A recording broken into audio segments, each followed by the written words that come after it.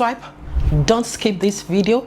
Few minutes of watching this video would save you a lot. Yes, the topic is DNA and surrogacy.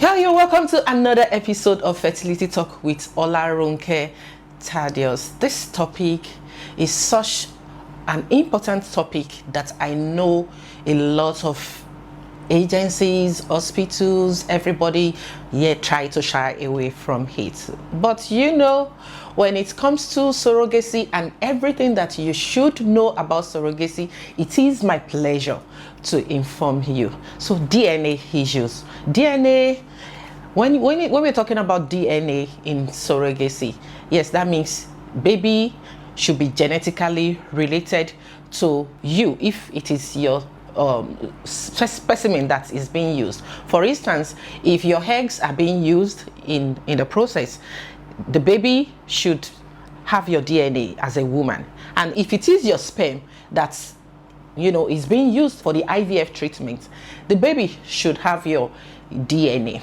Yes, all things being equal, DNA should match if it is your eggs or sperms that are being used in the IVF that's resulted into the embryos that were used to do the embryo transfer into the surrogate mother. But here is what I have to say.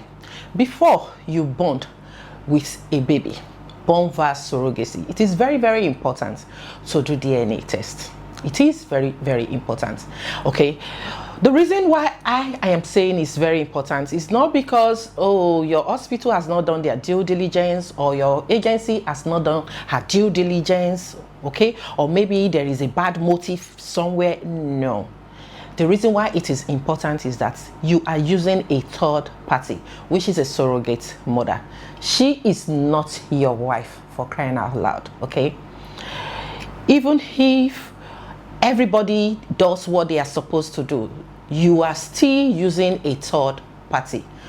She is not your girlfriend. She is not your wife. She is a surrogate, a carrier, a gestational carrier, whom you don't have control over whatever she does to a very large extent, okay?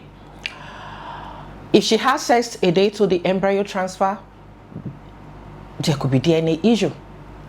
Even if she's pregnant and some days after she has sex, I've read about a case like that. The surrogate mother was pregnant and by 6 weeks after there was another sac, okay? Meaning that yes, she was pregnant, the doctor saw her after 6 weeks, they saw a sac. By the time she was coming back again in another 2 weeks, they saw another sac. And every doctor will be like, okay, maybe the sac divides. Maybe there was a division of embryo and all that. And at the end of the day, by the time the baby is born, one of the baby was genetically related to the intended parent and the other baby was genetically related to the surrogate mother.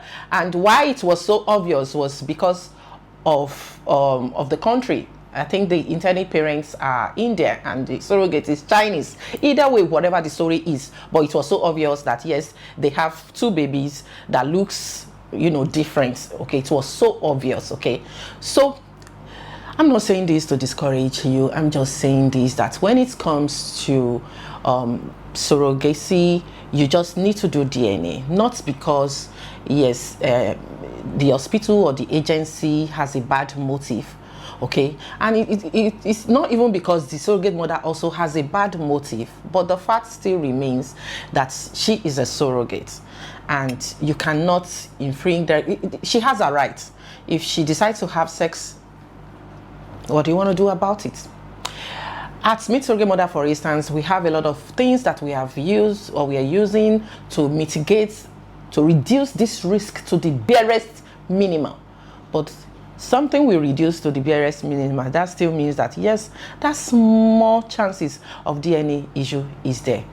So what happens if there is DNA issue in a surrogacy arrangement?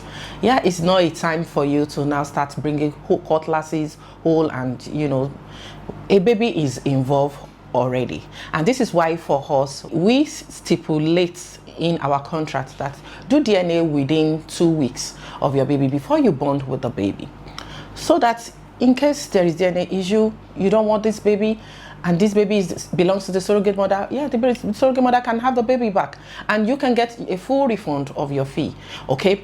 And if you have bonded with this baby for so many years and you're just getting to know, just keep parenting such child. It's your baby. You don't need to start raising the roof, over it. You've bonded already. This baby is part of your family, okay?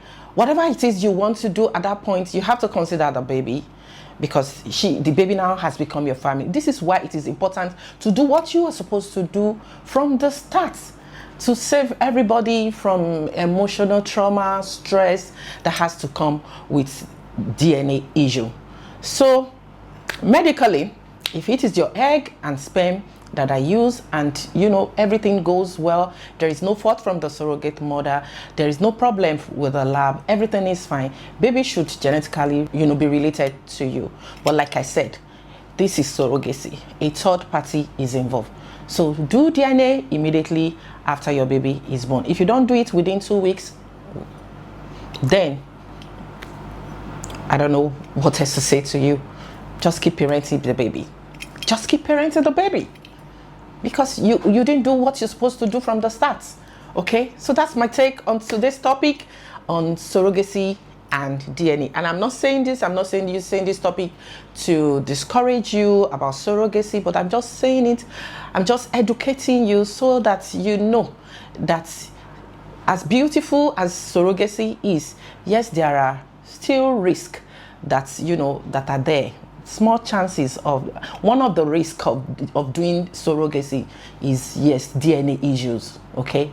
But it can be mitigated to the barest minima depending on the agency you're using, depending on the hospital you're using. So thank you very much for watching today's episode of Fertility Talk with Olarunke Thaddeus. Please subscribe to our YouTube channel, and if you want to know more information about what you can do to mitigate DNA issues in your surrogacy program before you start it, then please, you can also send us a message or call the numbers showing on your screen. Thank you, and God bless.